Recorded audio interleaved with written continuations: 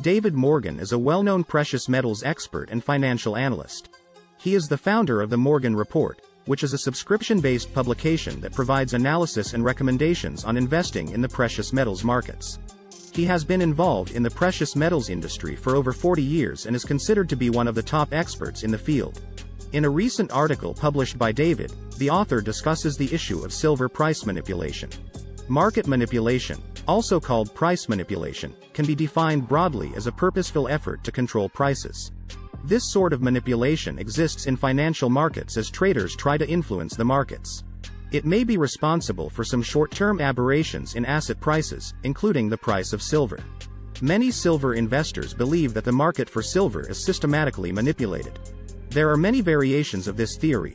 Some say that precious metals are under the thumb of central bankers, while others blame big banks and their use of derivatives, naked, shorts, and high-frequency trading for the declines in the price of silver. There are also worries about the discrepancy between paper silver and physical silver, the fairness of London trading, declining inventories at Comex and the leasing of silver. At first glance, this theory makes sense, especially considering that the silver market is much smaller than the gold market, so it is easier to influence it, while a few financial institutions have already been fined for influencing or manipulating silver prices. Moreover, it is commonly known that in the 1960s the US government kept the price of silver frozen at $1.29 per ounce.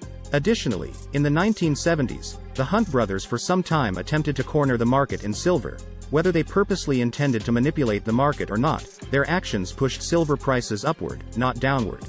However, academic research has not found any clear evidence of silver price suppression. Moreover, when we look at the long-term behavior of silver prices, we see clear cyclical patterns, not a permanent downward trend, or even a flat line. Therefore, from the long-term perspective, and especially looking at the 2000s, it is hard to understand allegations of manipulation in the silver market. The cries of suppression are extremely selective. When the price of silver is decreasing, then this is the obvious effect of evil conspirators, but when the price of silver was rising in the 2000s, then there was no manipulation and the true market forces were at work. The influence on prices should only be short-lived, as low prices cure low prices. Hence, any attempts to systematically suppress silver prices would be counterproductive, since the reduction in the price of silver would trigger a market reaction in the form of higher demand and upward pressure on the price. As a reminder, the Hunt brothers accumulated silver for a decade, but they were estimated to hold only 1/3 of the entire world supply of silver, without counting the significant amount held by governments. Moreover, their attempt to corner the market failed, as the price of silver plunged on March 27, 1980, the so-called Silver Thursday, causing losses of over $1 billion for the Hunt brothers. Many people accuse bullion banks of naked short selling of silver in order to drive down the price. What is naked silver short selling? Let's start with silver short selling, which is the sale of bullion that is not currently owned by the seller, usually borrowed, and the subsequent repurchase of the metal. The idea is to take advantage of the price decline, as it enables to repurchase the white metal at a lower price.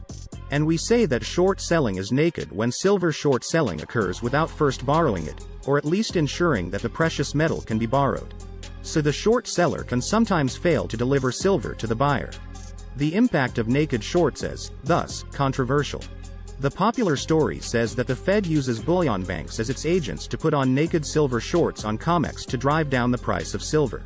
It protects the US dollar's value and enables banks to repurchase silver at lower prices. However, if short sellers on Comex were really as uncovered as it is claimed, there would be a huge short squeeze, and the price of silver would rise. Therefore, any manipulation using naked shorts would be short-lived. If banks had massive short positions in the silver market, they would have to buy large numbers of futures contracts to cover their position and buy the physical metal to deliver it or roll their positions, buying expiring contracts and selling the next one out.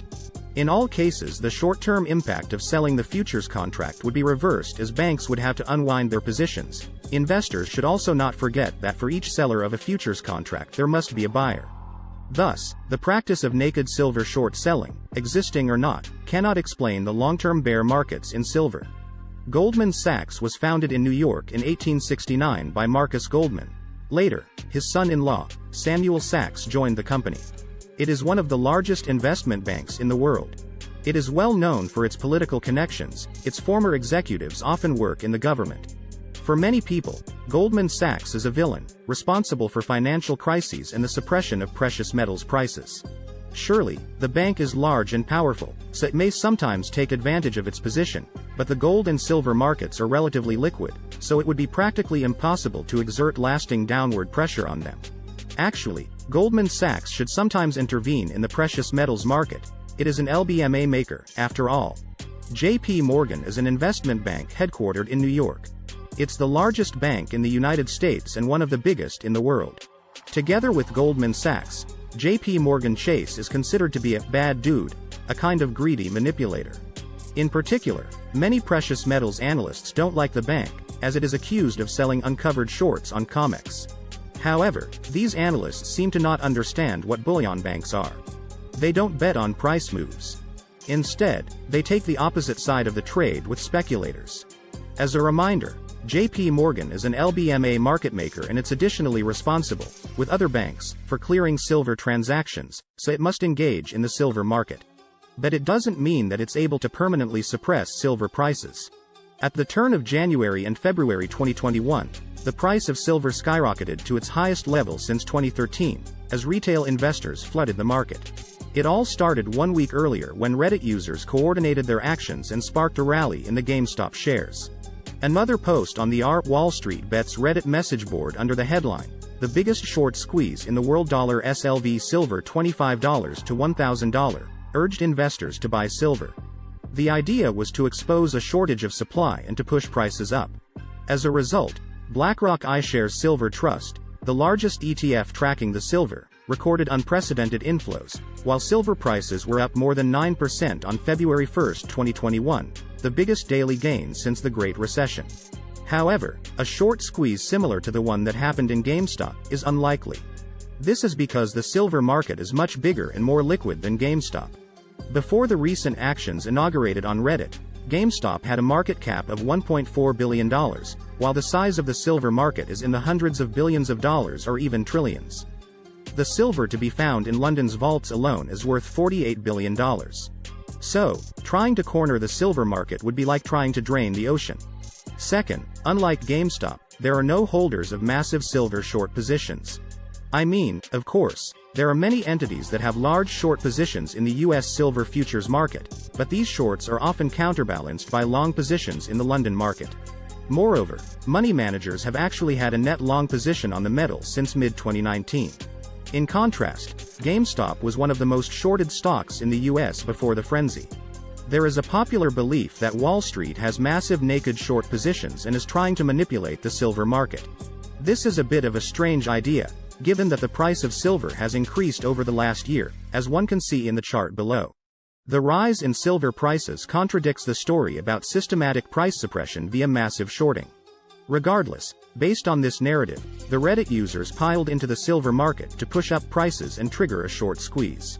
Although retail investors managed to spark a short-term rally in silver prices, any lasting effects are unlikely. Actually, the price of silver is already returning to its pre-Reddit level, as the chart below shows. So, although we could see increased volatility in the near future, fundamental factors should triumph in the long run. You see, it's true that sufficiently large capital can move almost any market in the short term. But such short-run wild fluctuations, or even aberrations, and coordinated market plays are something different than long-term manipulation. The short-lived character of the Reddit-driven rally in the silver market confirms the view that, contrary to the popular narrative, there is no systematic suppression of the silver prices and gold prices. Remember that the gold market is much larger than the silver market.